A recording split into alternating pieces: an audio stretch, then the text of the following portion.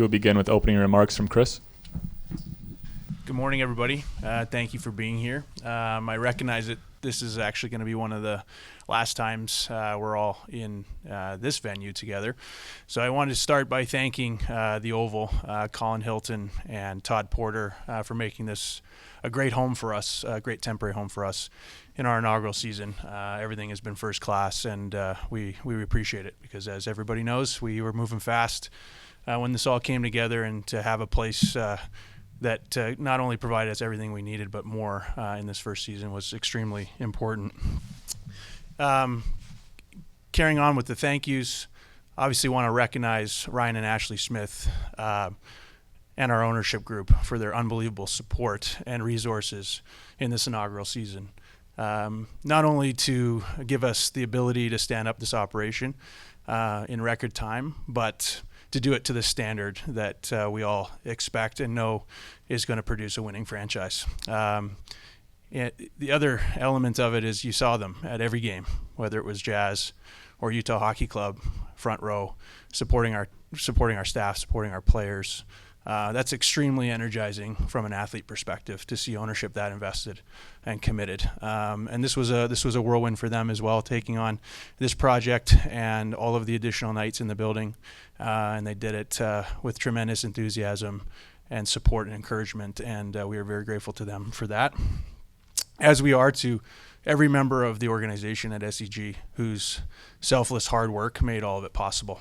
We talk about all the time the achievements of this inaugural season and how exceptional it is from the outside, what's been accomplished here. That only happens because of the people that we have in the organization, and they put their hands up, they leaned all the way in, and they did whatever it took to get us ready and to put us in a position to have a successful inaugural season, one that we can certainly be proud of, and that I think has laid the foundation for a very successful future for our organization. Can't go further without acknowledging and thanking our fans. Our fans, the community, our partners, the energy and support that has been shown to us since day one. Extremely motivating, extremely energizing. We felt it. We felt that energy. We felt that passion, and it carried on throughout the year. We were welcomed with open arms. We were made to feel like Utah was our home right from the very beginning, and we're all proud to call it our home now. And we're excited to continue to pay that back and pay that forward to our fans, and to be great stewards in this community, to be great leaders in this community, and to give back in every way that we possibly can, to inspire the next generation of kids to choose this amazing game that we're all fortunate to work in. On and off the ice, we've had what I deem to be a season we can be proud of. And, off the ice, we are top 15 in the league, or top half of the league in partnership revenue, top 2/3 in the league in ticketing. We sold the building out every night. The merchandise records have been well documented and well discussed. Unbelievable job by our organization to be able to put those numbers on the board in the time frame that we were able to do it, and I want to make sure that we recognize them. And of course, that doesn't happen without the support of our fans, community, and the partners as well. On the ice, I think there's a ton of reason to be optimistic about the future for this organization and what we can do in a short amount of time. Give Bill and our front office a ton of credit for the work they did this season, preparing for this season under the circumstances.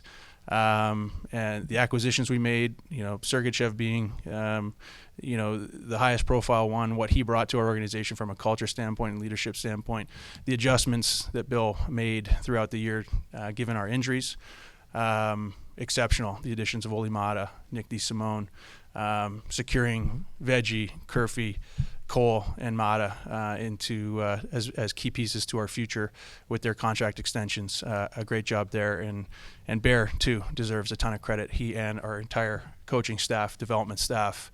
I think it was 9 career bests on our roster this season. Our young guys took a critical and necessary step forward, and we go into this offseason with a ton of energy to continue to improve the team and put ourselves in a position to take an even further step. the bearer of disappointing news, I'm not in a position to give you much of an update today on the naming of the team. I know that's a topic of great interest. We're thrilled to have engaged our fans. If you want to leave, or you want me to leave, but yeah, we've obviously been thrilled to engage our fans at what we think is a pretty unprecedented level, and we're definitely in the home stretch and on track to announce that in the coming months here. But not much more I can say about it today. So with that, I turn the room over to questions. Thank you, Chris. Let's begin with Catherine.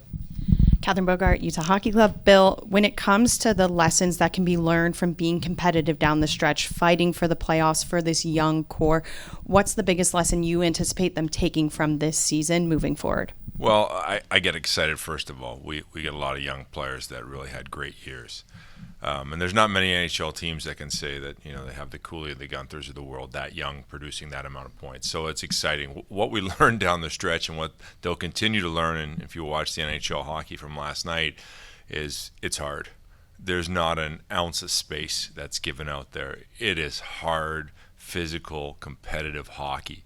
And I love the fact that down the stretch, and I talked about this when we came in a year ago, just about seeing if we could put our group in a situation where we could play a little bit of that hockey down the stretch, and we were able to. All the games were meaningful. We were under tremendous pressure. You go into games where you didn't play well, and you got to come back the next night and play well in Vancouver, and it was a great for our young team to go through that, because next year we've got bigger aspirations of getting in, and you're going to see that right away. And it's a battle, and I liked what we went through. I think it prepared us for next season. And Chris, you touched on it briefly with Sergachev, but could you talk about the leadership group from the player standpoint and what all 4 players who wore a letter this season mean to this team and the impact that they had on this group? Yeah, Catherine, I think it starts with Kels and how he embraced the opportunity and the challenge of being our inaugural, our first captain. And certainly it appeared to me early on in the season. I think we were in Boston in November, and I saw Kels and Sergei coming back from dinner together, and it was just really reaffirming to me that we had a group that really cared about each other. Sergei wanted Kels to be successful in that role and impart the things that he had learned with a front row seat to great leaders in Hedman and Stamkos as examples in Tampa, to be able to impart that knowledge and that wisdom and experience to help Kels be successful. And I think Kels did an unbelievable job of balancing that responsibility and also having a career best year for himself as well. Kerfy is another example. From the very beginning of the season, it was very clear how much he cared about his teammates and making sure that the transition here to Utah went smoothly for them and that all of their interests were managed, and we didn't have any blind spots as an organization to things they might be thinking or needing along the way. Krauser, always a steady hand from a leadership perspective, loves his teammates, will do anything for his teammates. So it's really, the leadership group is a collective thing, but it's not just the guys with letters either. It extends deep into the room with the experience that we acquired in Stenlund and Cole, for example, and the things that they've learned along the way being part of successful teams. So I would say that was the thing I'm most proud of this year, is the collective view to that responsibility of leading this team forward and helping our young guys to take that next step. Sarah Merrifield, Utah Hockey Club. I have one for each of you as well, but I'll start with Bill, if that's okay. Bears talked a lot about this group earning respect of the league over the course of the year. How did that earning of respect for this group help impact and factor into the growth that you saw over the course of the year? Well, I take it as a compliment when you run into the opposing GM going down the hallway, and he's like, "Ooh, you guys are going to be good. You're not fun to play against, and for us on the other side of that, we want to make sure that when we play the tough teams, the top 10 teams in the National Hockey League, that's the way we earn respect, is you got to beat those guys on a consistent basis, and we're getting there. You saw greatness at times, and you could see us play against the big boys and do well, and I felt like as a group, we also played better situational hockey with a minute left in the period, getting pucks deep, just doing the right thing. And that was a lot of growth for us. And I think teams are getting more respect for us because of the young guys and the way that they play, but they also play the right way. And that's where the respect comes. And I was really excited just down the stretch on how we played. So as far as, operationally speaking, in reflection of this year, kind of a peach in the pit type question, how you guys did a lot in such a short period of time. What are you most proud of and how this organization, successfully succeeded, and then also maybe something that could be better going into next year? Yeah, well, everything can always be better, so that would be my first answer to that, and that's certainly what we aspire to going into the offseason is how can we be, as Ryan addressed the team at the end of the season, how can we be 10% better in every area? How can everybody as individuals get 10% better in this offseason? So that will definitely be the focus. I think the thing we're all most proud of is the way that we connected with the community here this year. I think it was an extraordinary thing to be a part of and to experience and to feel.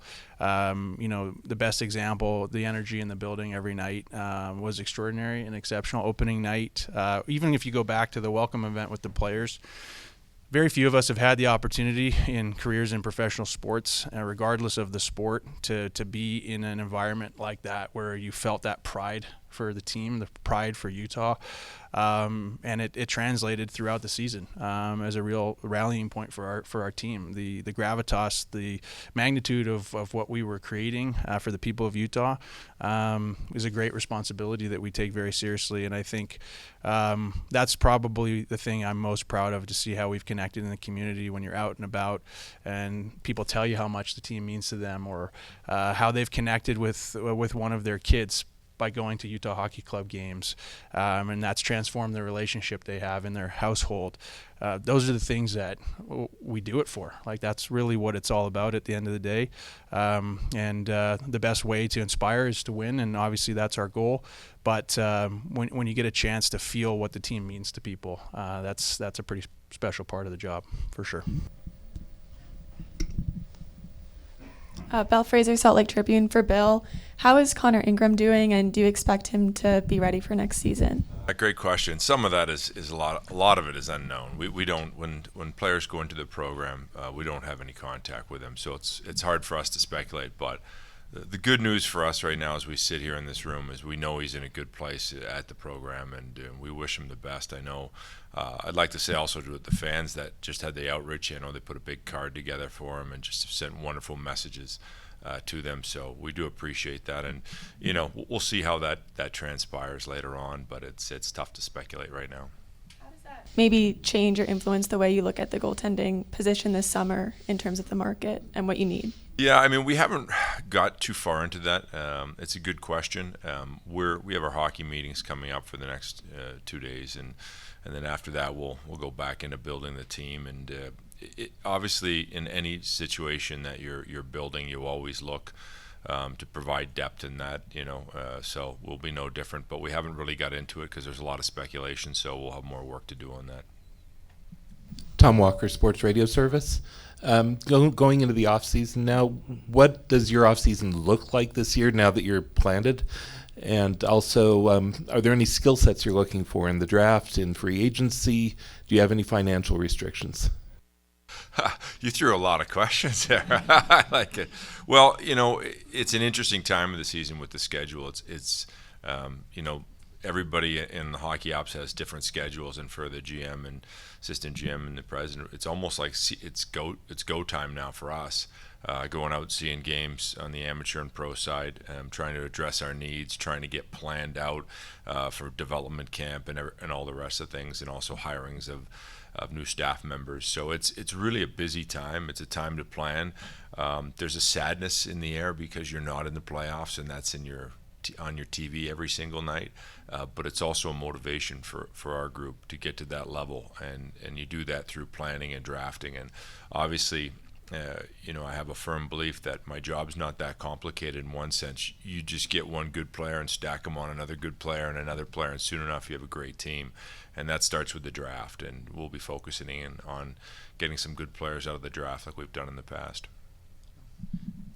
Ryan Miller, KSL.com. Chris, do you have an update on the Delta Center renovations for the summer and what that schedule looks like?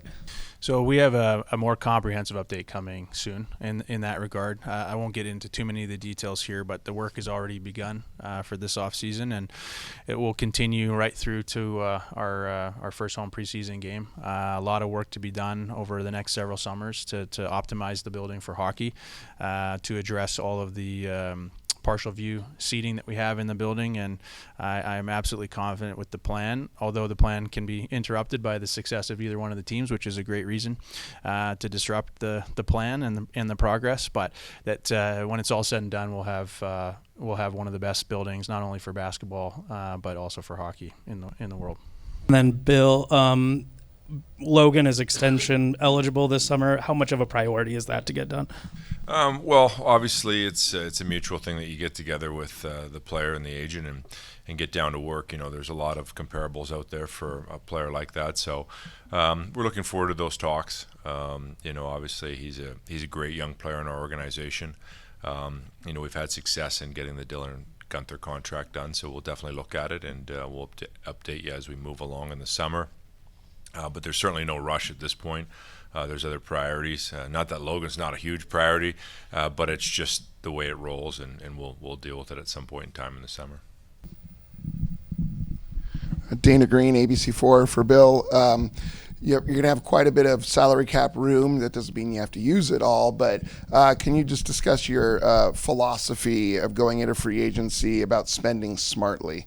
Yeah, it's a great question. I see on all the blogs and that how much cap room we have, and Ryan is definitely capable of the ownership group of making sure that we can pretty much get anything done in the league that we need to get done.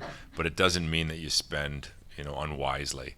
And a lot of teams that you saw that won the summer didn't win the winter. And it's really important that we have planning through our coaches, through our pro scouts, through our president, through everybody, to make sure that we spend the money wisely. Because once the money's gone, it's usually locked in for a long term. And then, next year we're talking about how do we get rid of some of that money. So it's really a tricky one where you have to be very, very cautiously spend your money. I like what we've done in the past with it. We haven't really committed long term. Now, not to say if there isn't a player there this summer that makes sense, that addresses our needs, we're going to go after that player.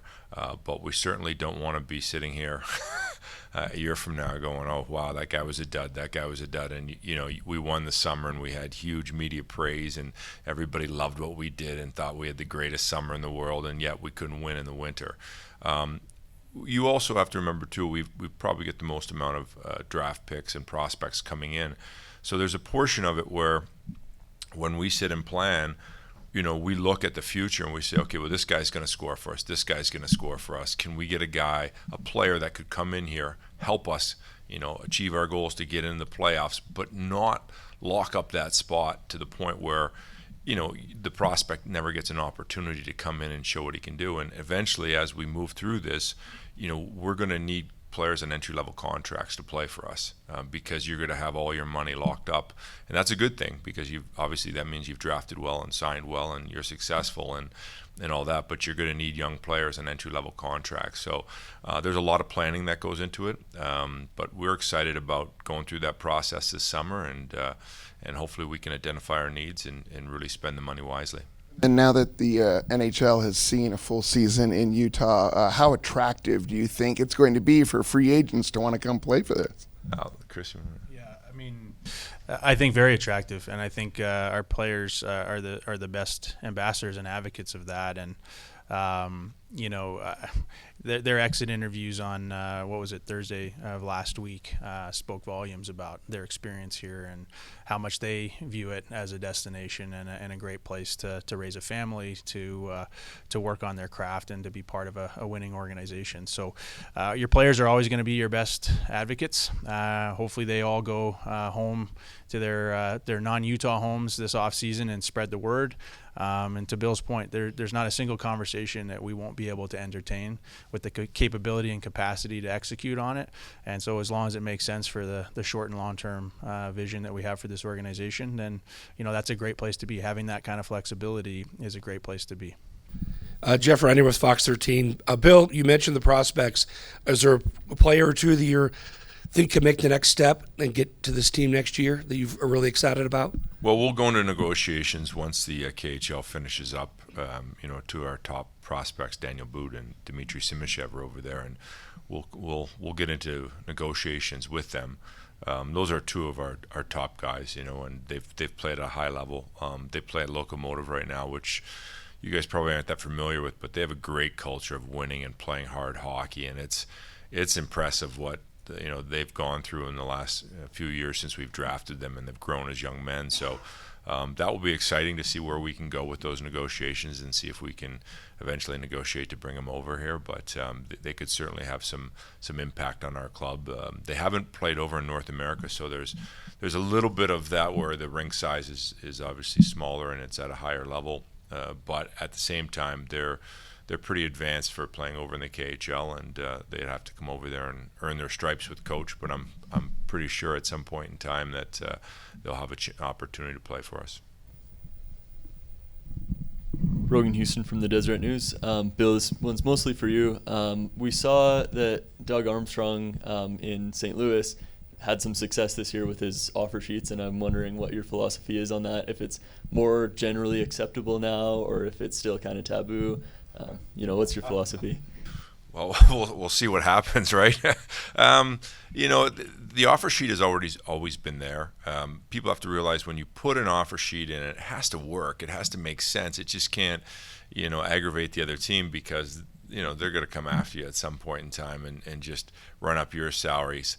I know in the past when it's been done to my team I was with in the past there, all we did was return the favor later on. So in this particular case that the St. Louis Blues, it worked for them.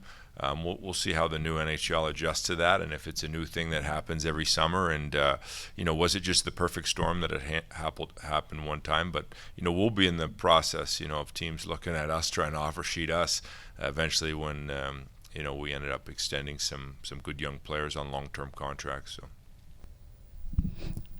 Andrea Urban, Fox 13, back here. Hi, guys. So inaugural season, it's so crazy because it was a day-by-day thing, but it felt like years. So as you guys look back, for both of you, from a president and GM perspective, what is something you take pride in the most? And this can be anything. I think for me personally, it was the opportunity to get up every day and work with an amazing group of people and know that we were creating something every single day. We were layering on top of what we built yesterday. I think that's a very privileged and fulfilling place to be. It makes it really easy to get up in the morning. And I think for me, it's this feeling of pride that I feel throughout our whole organization to see how everybody was committed to being their absolute best and doing whatever they could to help us be successful, whether that was on the hockey side or the business side. It was an ethos of the entire organization, and that to be part of any first is an extraordinary experience. And this was a season and a year of firsts. Every corner you turned, it was a new first, and so that I feel very grateful for that. I would say on my end is I went to the World Championships last year, and there was a game that was played in Riga, Latvia, and Latvia played Sweden, and it was a brand new building, and it was the loudest building I've ever been in my life. And I actually videoed it, and I said, this is one of my goals, is to be in something like this. And there we were opening night, and it was just as loud. It was like we had been around for 10 years. Credit to the people on the business side, just everything. Chris did an amazing job at getting everything dialed in and detailed, and it was so loud in there. I said, hey, we're here right now. This is what you wish for, and here it is. The experience for myself and my family, my wife, it's been incredible in Utah. Our neighborhood, the kids, we went to the grocery store the other day, and a lady was petting our dogs, and we were walking, and she found out that we were at the hockey club, and she's like, couldn't thank us enough. Thank you for coming. I can't kind of express the gratitude we have for our fans and the people of Utah. It's been a special 1 year for us. Bill, when it comes to growing the game, that's of course part of being here in Utah, inspiring the next generation. What have you seen now of your organization focusing in on creating the next generation of NHL players here in Utah? Well, I think Chris has a lot to do with that because he's really, he pushed so hard to not only put one rink in for the practice facility, but two. And when you add two rinks into a community, it's huge. We're going to try and give back. Bear is an amazing coach at teaching youth hockey coaches too, and we're going to try and get them involved in our development camp and do some sessions for them. I think the players on the ice, when someone sees that, there's so many people that went to games, and Ryan was talking about this on a call, how it inspired other people to bring other people, and kids are like that. Like that now they know what hockey is. They want to go and play somewhere. And Chris can speak on that a little bit because he did an amazing job at really pushing to get 2 rinks into the community. So. And the third to come. That's the plan, but and rinks throughout the state, as I'm sure all of you saw with Ryan's tweet a couple of weeks ago, challenging the community to get behind us and do this together. That's really how you create that type of growth, is locking arms with community leaders and businesses and doing it together, where everyone's invested in the outcome of getting more kids in this state the opportunity to choose hockey. We've had over 10,000 kids touch our youth programming this year. That is all credit to Kristen Bonus, who joined us from Nashville, and Nate Martinez, who is one of the architects of the Junior Jazz program. They've done a phenomenal job of getting all of that rolling. We've had everyone from our broadcast team to players out in the Learn to Play events in the community. We've had, I think, 600 kids go through Learn to Play. So everybody, our players, our staff, our broadcast team, everybody's leaned into that mission of growing the game at the grassroots level, and we're just getting started. So, Sarah, your question earlier about things that we're proud of, that's certainly one of them as well. And but we got a lot of work to do there. So. And Chris, something that a lot of players said in their exit interviews, from top to bottom, this organization has a really strong culture. How was this organization able to establish a championship culture with the players and the staff? Well, I think a lot of that, Catherine, has to do with the group that we largely acquired. We talk about this being a hybrid of expansion and relocation. The reality is, instead of an expansion draft, we acquired an entire roster of players, a coaching staff, and a front office. That culture already existed with that group, and that group itself had been through a lot that really, brought them together and created close connections and close bonds, which was very similar to what already existed here at SEG with the all-in mentality that exists here. So I think it was a very seamless melding of a culture that had already started to be built, that we were fortunate to acquire, and the culture that already existed here that we've been able to, I think, contribute positively to and also learn a lot from top to bottom in the organization. Belle Fraser, Salt Lake Tribune. For Bill, in terms of Utah unrestricted free agents, both Nick DeSimone and Nick Bukestad were very vocal about wanting to come back. Where do you kind of stand on what they could be for this team or wanting to move on from them? Both really good people, really good players. We're going to do some evaluations in the next few days and get down to it, whether some of those type of players will come back into the organization. And obviously it's wider spread; it goes all the way down to the minors. So we got a lot of work ahead of us in planning and we're very fortunate to have Bugie. He was in our organization for a long time. He's an incredible human being. He's helped develop our culture. He's a big part of it. Nick DeSimone was an ad that really kind of came in at the right time and just patched some holes. He was so calm in how he played. He's such an impressive person. So, those are evaluations we'll have to do over the next few days and make decisions. And Matthias Michelli described his season as unexpected, obviously not in a positive way for him, in his own words. Just how do you view his future, his role in this lineup? Yeah, again, he goes under that. It's hard to speculate too. We've got some evaluation to do. When your team becomes better every year, there are certain things that happen where your players there sometimes they have to keep up. Sometimes roles change. Sometimes your younger players start to take more ice and there's change. Sometimes there's always 2 or 3 players at the end that didn't have a great season, where you might have 6 that have. So a lot of times I call it the season of the player, and it's really up to the player to go back in the summer and make those adjustments. And a lot of times when I first had Lawson Krause on the team, he had one of those seasons and he came back with some fire. He was one of our best players the following year. And that's part of being a player and being a young player, is that you're not always going to have great years. You're going to get caught in situations that someone takes your job, and if you're a competitor, you're going to be fired up in the summer. And I always say success in the NHL is rented, and rent's due every day for everybody. I guess this question could kind of go for both of you, but one of my favorite quotes, that first press conference that we had from you, Chris, was this group didn't choose their circumstance, they chose their attitude. As you guys go into second year, the buzzword of this year kind of felt like growth. What do you hope that attitude or mindset pivots into in that second year? What do you hope that looks like from this group? Yeah, that's a great question, Sarah. I forgot that I said that. That's a pretty good quote, actually. No, no, I hope I hope the mindset continues to be doing whatever it takes. We talk about it. Whatever it takes, no exceptions, no excuses, to get to where we all want to be, which is one day hosting a Stanley Cup parade in Utah. I think that's all you can expect of everyone in our organization, is to bring their best every day and to not be satisfied with whatever we did yesterday. So that's the mindset we have, is that the work of tomorrow starts today. We've already begun that process for this off season. I look back to Tom's question earlier. We're hopeful that we're not going to have too many of these extended off seasons. So you have to take advantage of these ones where you do have that additional runway to really evaluate, scout games, consider all of those situations, because the world is going to move much faster in subsequent off seasons when we're playing in the playoffs and going deep in the playoffs. So, this is an opportunity for us this off season to maximize, and that's what we intend to do. Any more questions?